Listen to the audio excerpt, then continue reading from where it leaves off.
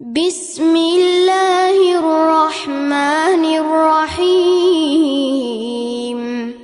قل هو الله أحد الله الصمد لم يلد ولم يولد ولم يكن له كفوا أحد.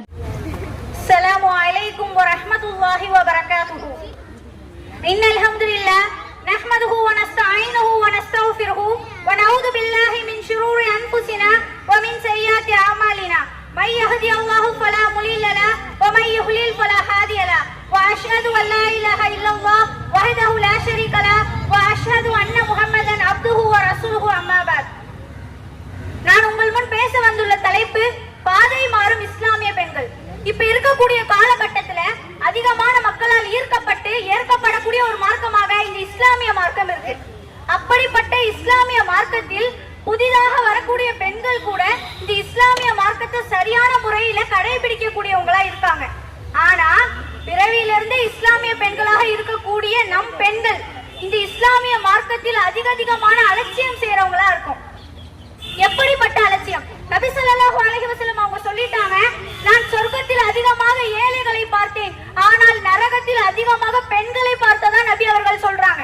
நரகத்தில் அதிகமா பெண்கள் இருக்கிறதா சொல்லியும் கூட இன்றைக்கு நம்ம பெண்களுடைய நிலை எப்படி தெரியுமா இருக்கு? முதல்ல அடி வாங்குறது அந்த ஹிஜாப்ல தான். கல்யாண புடவையில கூட இவ்வளவு ஸ்டோன் இருக்காதுங்க, நம்ம பெண்கள் போடுற ஹிஜாப்ல தான் இவ்வளவு ஸ்டோன் இருக்கு. அதுலயும் அதிகமா இப்போ டாப் ட்ரெண்டிங் ஹிஜாப் ஸ்டைல்ல போறது என்ன தெரியுமா? ஒரு பேண்ட் ஷர்ட், அதுக்கு மேல ஒரு தலையில ஷால், அந்த முடிய மறைச்சா போதும். இதுதான் இப்ப இருக்கக்கூடிய ஹிஜாபா. நபி அவர்கள் இந்த பெண்களை சபிக்கிறாங்க. யார் இந்த பெண்கள்? எந்த ஒரு பெண் ஒரு ஆணை போல ஒப்பனை செய்கிறாளோ அந்த பெண்களை நபி அவர்கள் சபிக்கக்கூடியவங்களா இருந்தாங்க. அப்படி இருந்தும் கூட இன்றைக்கு நம்ம பெண்களுடைய ஹிஜாப் எப்படி இருக்கு? சரி, ஹிஜாப்ல தான் நம்ம பெண்கள் அடி வாங்குறாங்கன்னு பார்த்தா அடுத்த விஷயம் ஹராம் ஹலால். நம்ம பெண்களுக்கு இன்னைக்கு ஹராம் எது ஹலால் எதுனே ஃபர்ஸ்ட் தெரியல. ஒரு சகோதரி ஒருத்தவங்க சாட்டிங் மூலமா ஒரு அந்நிய ஆண் இடத்துல பேசுறாங்க. அந்த சகோதரி கிட்ட போயிட்டு, நீங்க செய்யறது தப்புமா, இப்படி செய்யாதீங்க, உங்க பெற்றோர்கள் கண்டுபிடிச்சா எவ்வளவு வேதனைப்படுவாங்கன்னு சொல்லி தாவா பண்ணும்போது அந்த பெண்மணி சொன்ன பதில் அவ்வளவு வேதனையா இருந்துச்சு. அந்த பெண்மணி சொல்றாங்க, நான் வாட்ஸ்அப்ல தான் மெசேஜ் பண்றேன், நான் வாட்ஸ்அப்ல பண்ணல, இன்ஸ்டாகிராம்ல பண்றேன், என்னுடைய பெற்றோர்கள் ஃபர்ஸ்ட் இதை கண்டுபிடிக்கவே மாட்டாங்க, அப்புறம் எதுக்கு நான் கவலை பண்ணும்? அது மட்டும் இல்ல, இன்னைக்கு நான் செய்யறது ஹராம், அந்த ஆண் இடத்துல பேசுறது ஹராம்னு சொல்றீங்க, நாளைக்கு இதே நபர் தான் நான் திருமணம் செஞ்சுப்பேன், அப்ப எனக்கு இந்த ஆண் ஹலால் தானேன்னு சொல்றாங்க. எப்படிங்க ஹலால் ஆகும்? ஹராம் ஒருபோதும் ஹலாலாக ஆகாது, அது ஆகவும் முடியாது. ஒவ்வொரு பெண்களும் உங்களுடைய மனசுல ஆழமா பதிய வச்சுக்கோங்க. நீங்க ஒரு அந்நிய ஆண் இடத்துல பேசுறீங்கன்னா அது உங்களுக்கு ஹராம். திருமணத்துக்கு நிக்கா முடிவு பண்ண பெண்ணை கூட கல்யாணத்துக்கு அப்புறம் தான் பேசணும். கல்யாணத்துக்கு முன்னாடி அந்த பெண் பேசுறாங்கன்னா அது ஹராம், அது ஜினா, விபச்சாரம். அந்த விபச்சாரத்திலே செய்யாதீங்க நபி அவர்கள் கடுமையாக எச்சரிக்கிறாங்க. ஆனா இன்னைக்கு நம்ம பெண்கள் முழுக்க இருக்கிறதுலே இந்த விஷயத்துலதான். ஆசியா, இந்த பேரை கேட்டாலே நமக்கு ஞாபகம் வருவது ஃபிரௌன். எப்படிப்பட்டவன் ஃபிரௌன்? அவனுடைய திமிருக்கு அளவுக்கு யாராலுமே திமிரா இருக்க முடியாது. அவன் சொன்னான், ஹாமானே நீ ஒரு கோட்டையை கட்டு, அந்த கோட்டை வழியா நான் ஏறி போய் நான் மூசாவுடைய இறைவனை பார்த்துட்டு வருவேன்னு சொன்னான். அந்த அளவுக்கு திமிருடைய உச்சகட்டம் அப்படின்னாலே அது ஃபிரௌன் தான். அவன் கிட்ட இல்லாத பணம் கிடையாது, காசு கிடையாது. அவனுக்கு துரோகம் செஞ்சதன் காரணமா தன்னுடைய அடியார்கள் கூட மாறுகால் வாங்கினான். அப்படிப்பட்ட ஃபிரௌனுடைய மனைவி சொன்ன வார்த்தை தெரியுமா? யா அல்லாஹ், எனக்கு இந்த உலகத்துல எந்த சொத்துமே வேணாம், உன்னிடத்தில் எனக்கு சொர்க்கத்தில் ஒரு மாளிகை தா யா அல்லாஹ்னு கேட்டாங்க. இந்த வார்த்தை வருமா? ஃபிரௌனுடைய மனைவி கேட்ட வார்த்தை. எப்படி தண்டிப்பான்? பயப்படல. தன்னுடைய கணவர் அடிப்பாரு, உதப்பாரு, பயப்படல. அல்லாஹ் தான், இந்த மார்க்கம் தான், உறுதியா நின்றாங்க. இன்றைக்கு வரைக்கும் உலக பெண்கள் அனைவருக்கும் முன்மாதிரியா அல்லாஹ் ஆசியாவை சொல்லி காட்டுறாங்க. எப்படி? நம்மள மாதிரி ரீல்ஸ் போட்டாங்களா, யூடியூப்ல வீடியோ போட்டுட்டு இருந்தாங்களா? எதுவுமே கிடையாது. அவர்களுடைய தக்வா, இறையச்சம் அல்லாஹ் இன்னைக்கு வரைக்கும் அவர்கள் பேசுவதற்கு, நம்ம அனைவரும் இன்னைக்கு வரைக்கும் ஆசியா பேசுவதற்கு முக்கிய காரணம். அதையும் தாண்டி இன்றைக்கு நம்ம இஸ்லாமிய பெண்கள் மேடை ஏறி பேசும்போது ஒரு சில பெண்கள் சொல்றாங்க, கலை வேற மார்க்கம் வேற, வீடு வரைக்கும் தான் இஸ்லாம், வெளியே வந்தா ஒரு தமிழ் பெண்ணா இருக்கணும், உங்களுடைய மார்க்கத்தெல்லாம் வெளியே கடைபிடிக்க கூடாது, இஸ்லாத்துல பெண்கள் அதிகமா அடக்குமுறை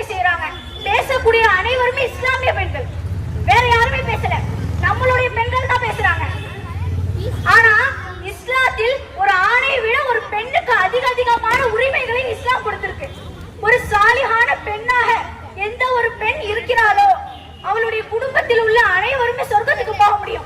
அது தெரியுமா? ஒரு பெண் குழந்தை பிறந்தாலே நற்செய்தி. இரண்டாவது, யாருக்கு 2 அல்லது 3 பெண் குழந்தைகள் இருந்து அவரை நல்ல முறையில் வளர்த்து திருமணம் செய்து கொடுக்கிறார்களோ, நாளை அந்த நபர் என்னுடன் இவ்வாறு இருப்பார்னு சொல்லி நபி அவர்கள் செய்கை செஞ்சு சொன்னாங்க. மூன்றாவது, யாருக்கு 2 சகோதரிகள் இருந்து அவரை நல்ல முறையில் வளர்த்தெடுக்கிறாரோ, நாளை அந்த மனிதர் சொர்க்கத்தில் இருப்பார் நபி அவர்கள் சொன்னாங்க. நாலாவது, ஒரு ஆண் திருமணம் செய்ய தகுதியானவள் ஒரு சாலிஹான பெண்ணை திருமணம் செஞ்சு நீ சொர்க்கத்தில் வெற்றி அடைந்து கொள், இல்லையா உன்னோட 2 கரங்களும் நாசமாகட்டும் நபி அவர்கள் சொன்னாங்க. அஞ்சாவது, ஒருவர் அழகிய முறையில் உறவாட தகுதியானவர் 3 முறை நபி அவர்கள் சொல்லும்போது தாயின்னு சொன்னாங்க. 4வது முறை சொல்லும் போதுதான் தந்தைன்னு சொன்னாங்க. இந்த அளவுக்கு இஸ்லாம் ஒரு பெண்ணுக்கு இவ்வளவு சிறப்பு கொடுத்தும் கூட நம்ம இஸ்லாமிய பெண்கள் சொல்லக்கூடிய பதில் இதைவிட சிறந்த இது அல்லாஹ் நாளை சொர்க்கத்துல நாளை மஹ்ஷர் மைதானத்தில் அல்லாஹ் சொல்லும் போது, யாரெல்லாம் உங்களுடைய இளமைகளை எனக்காக தியாகம் செஞ்சீங்களோ அவர்களுக்கு இன்றைக்கு உங்களுக்கு என்னுடைய நிழல் தரேன்னு அல்லாஹ் சொல்லுவான். எவ்வளவு பெரிய பாக்கியம்! நிழல் இல்லாத அந்த நாள் அல்லாஹ்வுடைய நிழல் கிடைக்கக்கூடியவர்கள் யாரெல்லாம் அல்லாஹ்வுடைய மார்க்கத்துக்காக உங்களுடைய இளமையை தியாகம் செஞ்சீங்களோ அவங்கதான். அதையும் தாண்டி இன்றைக்கு நம்ம இஸ்லாமிய பெண்கள் செய்யக்கூடிய அனாச்சாரம் அதிகமா போயிட்டு. எந்த அளவுக்கு? ஒரு பயானுக்கு வாங்கம்மா, தொழுகு வாங்கம்மானா கணவர் திட்டுவார். இந்த ரேஞ்சுக்கு.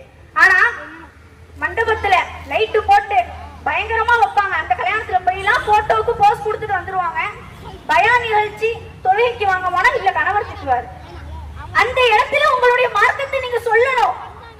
நாளை மறுமையில புலம்பக்கூடிய ஒருவரை பத்தி அல்லாஹ் திருமறையில சொல்றான், என்னுடைய கை சேதமே, நான் அல்லாஹ்வுக்கு வழிபட்டு இருக்க கூடாதா, நான் தூதருக்கு கட்டுப்பட்டு இருக்க கூடாதா புலம்புவான யார்?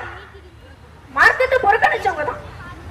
அதே யார் ஒரு மார்க்கத்தை சாலிஹான முறையில் மார்க்கப்பட்டுள்ள பெண்ணாக வளர்கிறாரோ அவருக்கு கிடைக்கக்கூடிய சிறப்பு, வஸ்ஸாபிகூன ஸாபிகூன் உலாயிகல் முகர்ரபூன் ஃபீ ஜன்னத்தின் நஈம்.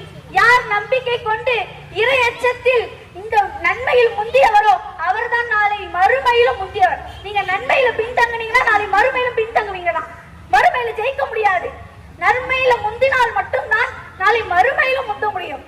எனவே கேட்டதன்படி நீங்களும் சொன்னதன்படி நானும் அல்லாஹ் நம் அனைவருக்கும் நேர்வழியை காமிச்சு அந்த நேர்வழியில் நிலைத்திருக்கக்கூடிய மக்களாக அல்லாஹ் நம்மளை ஆக்கணும் என்று கூறியவளாக என்னுடைய உரையை நிறைவு செய்கிறேன். வாஹித் தவானா அனில் அல்ஹம்துலில்லாஹி ரப்பில் ஆலமீன். அஸ்ஸலாமு அலைக்கும் வரஹ்மத்துல்லாஹி வபரகாத்துஹு.